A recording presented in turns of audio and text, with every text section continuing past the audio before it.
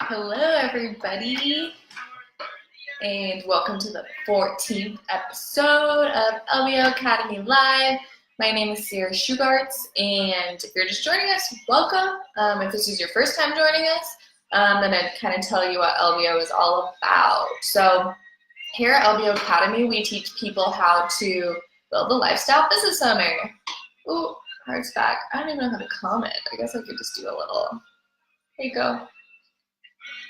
So here we teach people how to be lifestyle business owners. So we teach ordinary people how to become, how to start a business from scratch, become a business owner in their community, and then automate the business so the owner doesn't have to work there every day. So you don't need a lot of money and you don't need any prior business experience. So here at LBO Academy, we teach or we empower people to become successful business owners, and we show people how to make the business run without them. So if you want to own a profitable business that runs without you, basically there's a step-by-step program that we have, and this is kind of what I am talking about and implementing. Let's see, we have someone said, my first time, it's a pleasure, from Fort Worth, Texas. Awesome, thanks for joining us. It's so nice that you're here. Make sure to follow us on our pages.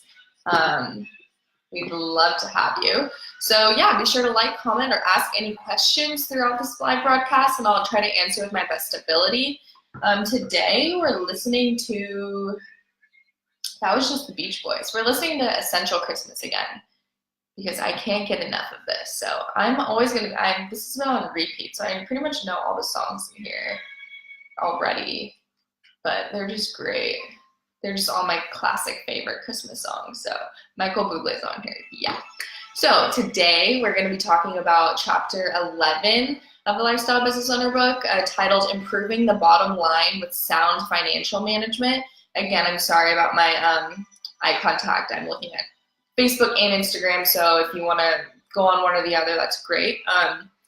So if you don't have time to stay through this whole live video, that's fine. Go to lboacademy.com and join for free for the first 14 days. We also have over 100 course videos that will teach you how to start a business from scratch, own your small business in your community, grow its profits, and then make it run without you. And that's lboacademy.com. So we have these new subscriptions right now, which are really cool. If you go onto our webpage, you can go and you can see that there's different subscription lines that you can sign up for, and you get the first 14 days for free. So then after that, it's completely up to you. You can cancel whenever, so it's pretty flexible. You won't want to cancel when you have it, because it's very informational and it has so much, so many things for you, that you can utilize. And there's course videos, and there's different sneak peeks of videos. There's behind the scene footage, and there's one-on-one sessions with the lifestyle business owners themselves.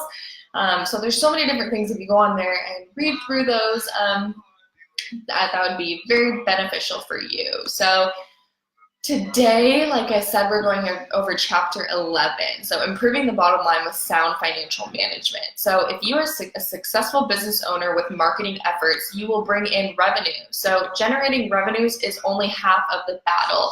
There are many business owners who wonder why they don't take home much money, despite the fact that their companies have high revenues. So sound financial management, it's kind of a tongue twister, allows you to translate your revenues into cash that you can take home. So if you do not manage your costs or goods sold at operating expenses carefully, they will consume most of your revenues, leaving little net profit. That's not what we want. So we're going to introduce to you the sound financial management framework. So basically what this is, lifestyle business owners employ these 5 best practices when it comes to financial management, and they keep meticulous books so they know exactly how their business is doing. They read and analyze financial statements so they can catch threats as well as opportunities early, and they create a budget and measure the financial performance of their company against their budget. So they get into a habit of monitoring their finances proactively. So I know Aaron, he's always talking about, he checks his finances every week. He's always checking his books. Even he hires someone to do his books, but he's still constantly checking his books. to make sure that, they're all set in stone and all correct. So finally, they have a clear set of criteria in determining whether the purchase is worthwhile or not. So let's dive into each one of these 5 best practices now. So I'm actually only going to go over the first 3 today because they're quite long, or the third one's really long. So I'm just going to break it up so that we have a little, have a little more time to go over this chapter. So again, if you're just tuning in, my name is Sierra and we're here with LBO Academy Live. Today we're talking about chapter 11 of the Lifestyle Business Owner book titled Improving the Bottom Line with Sound Financial Management. And we're talking about the 5 best practices when it comes to financial management. And we are also listening to Christmas Essentials, Jingle Bell Rock right now. It's such a good one, except this is my all-time. Mariah Carey's my all-time Christmas album every year. So, and in sync, but. So again, best practice number 1. So keep meticulous books. Such a strong word. So it's hard to figure out where the money goes if you do not maintain meticulous records. So some business owners prefer to do a lot of cash business, such as not reporting all the cash income to the government or paying employees under the table using cash. So although they may seem to get ahead in short term by evading taxes, they will always live in fear of audit and inevitable day of heavy penalties will come. So there are so many ways to minimize your tax obligations legally, so that there is no reason to do it illegally, and we can tell you how here also too. For more information, if you want to go and buy the Lifestyle Business Owner book, I highly recommend that because, again, I only go over bullet points of this chapter, so it's good to go back to, and you can refer and get way more wisdom than this. So always go get the book. It's on digital download or on Amazon. So incidentally, all the legal methods to minimize your tax obligations require meticulous bookkeeping and documentation. In other words, keeping good records will help you not only maximize your profits, but also minimize your tax obligations. So lifestyle business owners make it a priority to keep meticulous books, and if you would rather not spend your time doing bookkeeping, your money would be well spent on hiring a bookkeeping service. And I know that my family has a bookkeeper that they do, and she keeps all of our books in coordinates. That's the word, yeah. Hi, Em. One of my roommates just joined. Maximum profits, yes, that's what we're trying to learn here right now is our maximum profits. So again, best practice number 2. So we just went over the first one, keeping meticulous books. So number 2, learn to read financial statements. So many business owners spend so much time operating their business that they do not take time to evaluate how they can improve the way their business is ran. So reading financial statements is a way to evaluate how your business is doing, spot dangers early, and identifies opportunities to grow. So your bookkeeper can produce the financial statements for you, but it is up to you to analyze those statements and to understand what they mean. Again, that's why I said we're always constantly looking at our books and making sure that they're all in place. So if all you do is put the financial statements in a stack and never take time to extract the message from your financial statements have for you, you'll miss out on many excellent opportunities to make your business more profitable and just ran a lot more smoothly. So you do not have to get a degree in accounting to understand what your financial statements are telling you. Again, like this is why we have LBO Academy, is we put all this information in for you to look at, and this is all of my parents' business experience in one book. So basically this is for you to enjoy that, and it's for you just kind of like a cheat sheet, you know? So there are only 3 financial statements that you need to learn to read.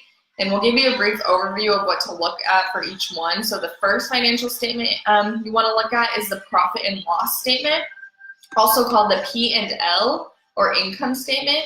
The profit and loss statement lists your revenues followed by your expenses. So if you subtract your total expenses from your total revenues, you would end up with a net income or net loss. And at an intuitive level, you want your revenues to be as high as possible. So and the expenses to be as low as possible. So within reason, of course, and there are some expenses that you may not want to cut. So if you reduce your marketing and advertising expenses to nothing, it could help hurting your revenues. So if you minimize your payroll expenses to the extreme by hiring the cheapest labor you can find, your business may end up producing shoddy work. So it's good to make sure that you're going over and you're kind of weighing out each one of these, like what is a priority to you. And if you go look at the book too, we can explain to you the different,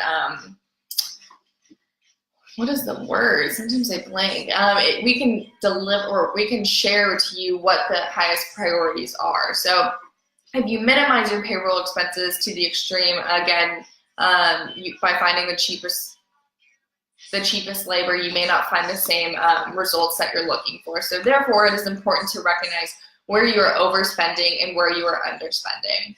Hello. Thanks for joining. Oh, again, I always do that. Sorry.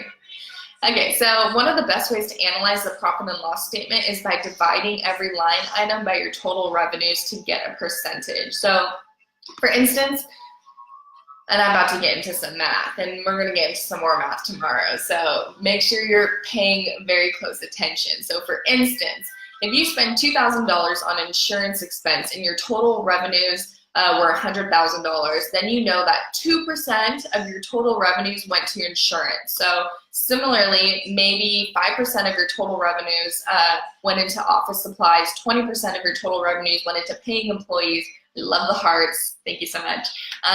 They just make me happy when I see them and I get distracted.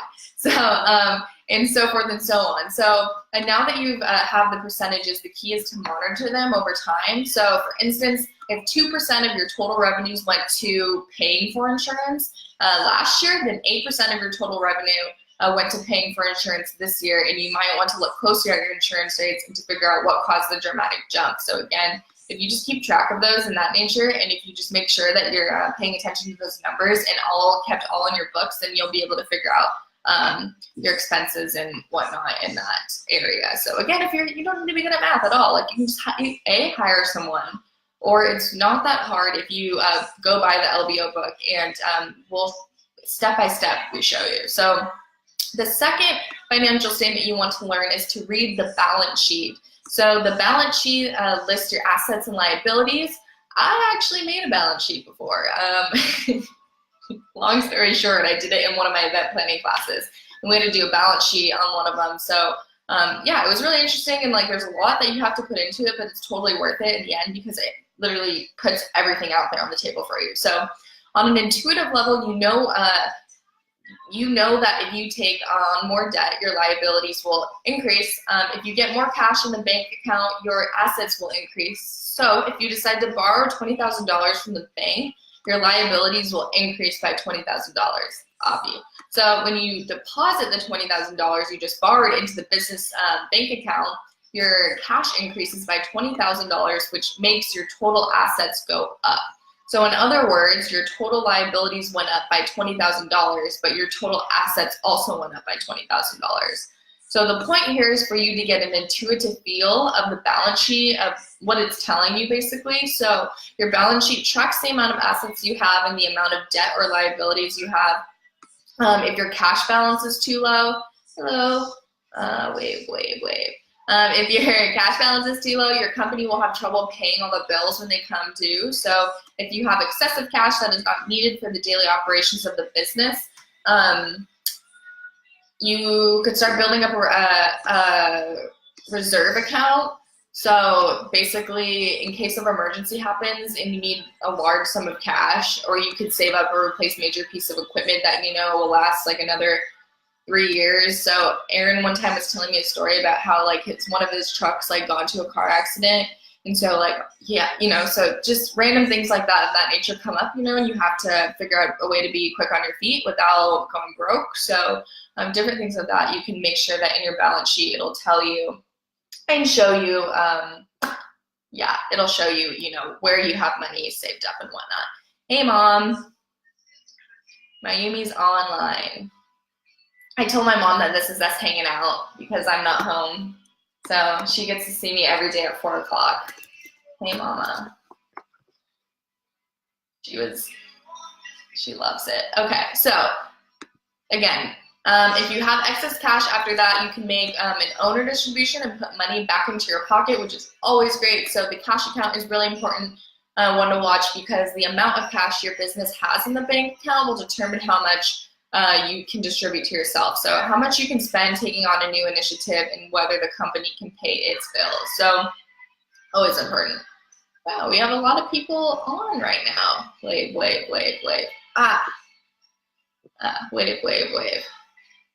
Sorry, Instagram, I'm fucking up. So, okay, another important account to watch on the balance sheet is your accounts receivable. So, oh, my mom just says, hey. Okay, is accounts receivable. So if you send your customers an invoice and give them, say, 30 or 40 days to pay you, you will have accounts receivable. So accounts receivable is basically money that is due to your business but has not yet been collected. If your accounts receivable shows $100,000, that's $100,000 of uncollected funds. So if you collect from all of your customers who still haven't paid their invoices, then you could have an additional $100,000 in cash in the bank account. So be sure to not let your accounts receivable get too high, kind of like a credit card or something, because it's cash that you can use in your business and your customers to get your customers to pay up. So if your business carries inventory, you will also find your inventory balance listed on the balance sheet. Back to the balance sheet. Having the proper amount of inventory on hand is important. So if you don't have enough money, you may miss out on potential sales. If you have too much inventory, however, you will always find yourself low on cash because you've spent all your cash buying the excessive inventory, which means like the cash basically like won't be available to you. So it's like pointless. So you will always find your other current assets and long-term assets listed on the balance sheet. Again, that's just, you need one. So you can learn all about that if you buy the book. So current assets are assets that are expected to be converted into cash within 1 year or less. Long-term assets are things such as business equipment, company vehicles, property that are expected to be used. Wow, these hearts are just blowing up. It's great. I don't like this song. Yeah, that's a better one. That song was just going way too fast, and I just realized I was talking really fast. And I also just realized that I think I talked fast because the tempo of that song was just too much for me. So long-term assets, I can slow it down a little with Santa Baby. Long-term assets are things such as equipment. So company vehicles, I just said that. You may also find intangible assets such as goodwill, copyrights, and patent listed on your balance sheet. So how much is the book? Well, if you go on right now and sign up for the first 14 days, you could actually get the book for free, and it's for free. So you can get it for free right now. Or if you also want it on your phone, I'm pretty sure that's in like PDF form. So if you want it on your phone, you can go on Amazon Books or digital download, and you can also get it on audiobooks. So all of those, you're welcome. Cody Hill's success. So the third financial statement to be familiar with is the statement of cash flow. So since cash is the lifeblood of your business and not having enough cash in the bank will put you out of business, the statement of cash flow basically tells you whether your cash increased or decreased and how exactly it happened. So the first thing you should do when you look at your statement of cash flows is look at the very bottom. So it should tell you how much cash you started with and how much cash you ended with. And for instance, it could say you had like $40,000 in cash at the beginning of the year and you ended up with $70,000 in cash at the end of the year. So in other words, your company experienced an increase of $30,000 in cash. Easy, simple math, right? I can do math when it comes to money, but when you put like X's and Y's in it, I can't do it. So the rest of the statement of cash flow explains how you got the $30,000 increase cash. So again, the balance sheet all kind of shares that with you. Hold on, I'm sorry, Instagram. Okay. I don't know why my phone is dimming. So there are 3 sections of that. So operating activities, investing activities, and financing activities. Operating activity refers to the cash inflows or outflows as a result of your business operations. So if the $30,000 increase came from your operating activities, that's great news because it means that you made a profit and your customers paid you, so leading to an increase in cash. Investing activity refers to the cash inflow or outflow as a result of buying or selling company assets. Again, so if the $30,000 increase in the cash came from investing activities, it means you sold off some equipment or company assets and got $30,000 in exchange. So be careful if the increase in cash is mostly explained by investing activities, because that could mean that the company is going out of business and selling off all of its assets for like desperate reasons. So finally, financing activity refers to the cash inflows or outflows as a result of borrowing money or paying the owner through distributions. So as you can imagine, many of these distributions to the owner would decrease in company cash, and borrowing money would put cash in the company's bank account. If the increase in cash is primarily explained by financial activities, it means the company borrowed money. And is that good or bad? Well, it depends on how the money is used. So if the company is borrowing money to expand operations, that could be a positive sign. Whereas like if the company is struggling and borrowing money, then just to stay in business, it could be like a dangerous sign. So you just got to be smart about that and make sure you're doing that in the right way. This is a very long part. So again, I'm going over what am I going over? Let me go back up. Oh, best practice number 2, and we're going over under that one. So we're still on number 2, which is insane, but and my throat is kind of sore from talking. So okay. I'm getting distracted. So the statement of cash flows is very telling to the health of business. Okay, so back on track. So suppose the net cash from operations is negative. The net cash from investing activities is positive, and the net cash from financing is positive. So you can be like, oh, what does this tell me? So, well, the negative net cash from operation tells you that the business is losing money, which is bad. But the positive net cash from investing activities tells you that the business is selling its assets to get some short-term cash. So it's like selling your TV or your bed or your jewelry just to put food on the table, right? So kind of like in business perspective. So pretty soon you won't have anything to sell or left to sell, which isn't the best. So the positive net cash from financing activities means that the business owner is scrambling to borrow money just to cover up the operation. So it's like borrowing money from your relatives or anyone else who is willing to lend you money before no one is willing to lend you money anymore. So not a good situation. So in this scenario, it doesn't matter that the overall cash balance of the company increased. The increase was a result of the wrong things, and the company is in trouble. Yeah, and you don't want that. So it kind of reminds me of this one time, and this is totally off topic, but I have a little time. So it reminds me of this one time when I was so broke and I decided to just like donate plasma because like all my friends were doing it. And I'm deathly afraid of needles. I don't like needles, but I was like, whatever I'm gonna do, I'm gonna donate plasma.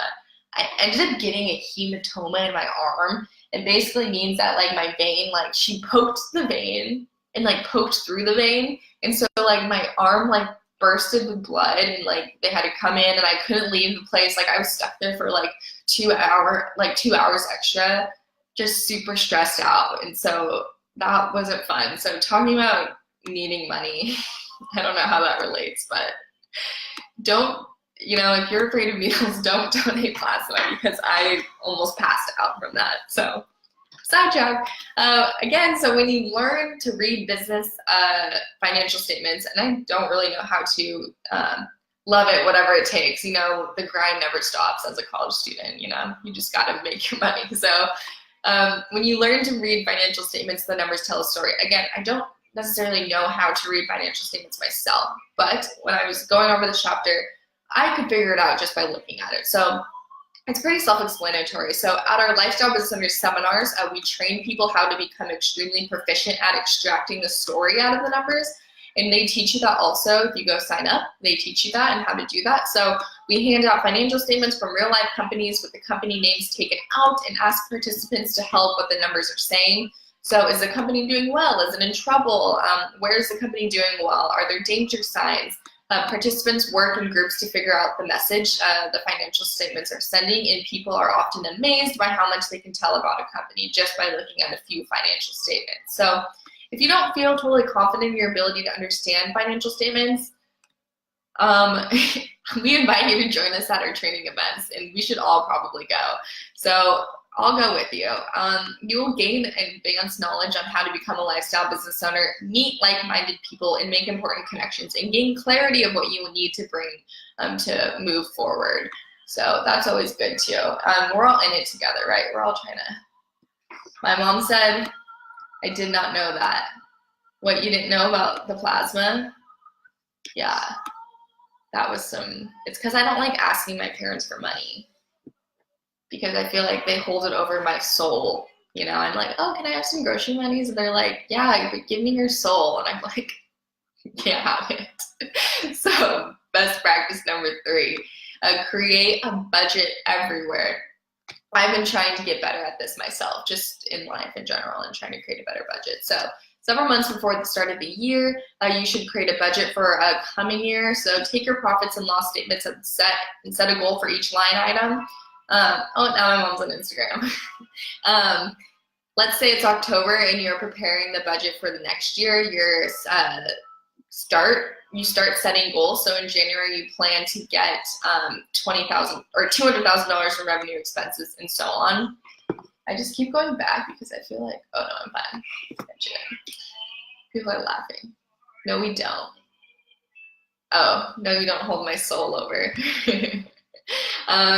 I lost track. Okay, so you go down every line item on the profit and loss statement until you have the target number for every line in January. And Instagram, is Instagram back? Can you see me waving my hand? Give me some hearts if you can see me waving my hand. And I probably look nuts right now. Oh good, they can see me. Okay, well I just lost connection, so that's why. So, once you're done with January, okay, so we're talking about budget. So once you're done with January, then you can move on and set targets for the lines, for every line after February, then March. It's kind of like New Year's resolution, but budgeting, budget style. So that is your budget, and it takes, it is what you will measure your financial performance against. So it is what you make of it too, just like everything. So let's say January has come and gone and you're comparing your January actuals with your January budget. Maybe you budgeted $200,000 in revenues and you actually brought in $210,000. So maybe you budgeted $4,000 for advertising, but you actually spent $4,300, or maybe you budgeted $2,000 for utilities, but you actually spent $5,000. So when the variance is small, you can overlook it because no one can predict, you know, your future with perfect accuracy. But it's good to have it written down always. Oh, it's back. Okay, good. So when the variance is large, however, you should dig deeper and find out what caused the variance. So in the example above, why were your utility expenses $3,000 more than budgeted? Was there a water leak? Was the utility meter broken and you've got overcharged? So having a budget in advance and comparing your actuals to the budget will just allow you to catch things early, and just so there's no room for any mistakes. So having a budget also gives you the confidence in knowing how much you should spend on various items. And if you budgeted $4,000 for advertising, then you learn that putting an ad on a bus would cost like $10,000. Then you can pass on that opportunity, you know. Plus, like, I don't really know who puts ads on buses. I mean, I guess a lot of people do, but I don't really recognize them. Do it on Instagram. I recognize it on Instagram.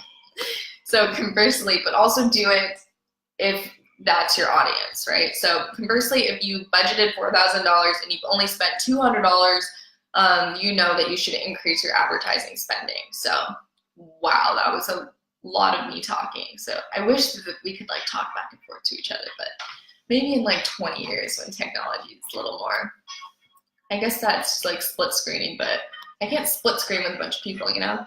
So again, if you miss any part of this broadcast, be sure to subscribe to our YouTube channel, and I will have this episode up there and ready probably tomorrow. Again, it's early. It's already Wednesday today, so, or over here. So yeah.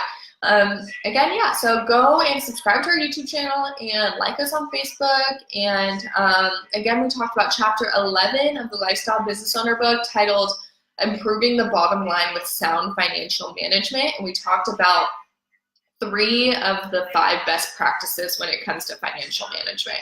Tomorrow, even more math for you. I'm gonna go over some fractions and stuff, so be prepared. Maybe I'll bring out some visuals. Like that's how it's gonna need that. So tomorrow in episode 15, we'll be staying on chapter 11 and going over the last two best practices of sound financial management. So also be sure to check out the LBO Academy page. And remember to subscribe and join free for the first 14 days. So yeah, hello. Yeah, so have a great rest of the evening and tune back in tomorrow. Peace.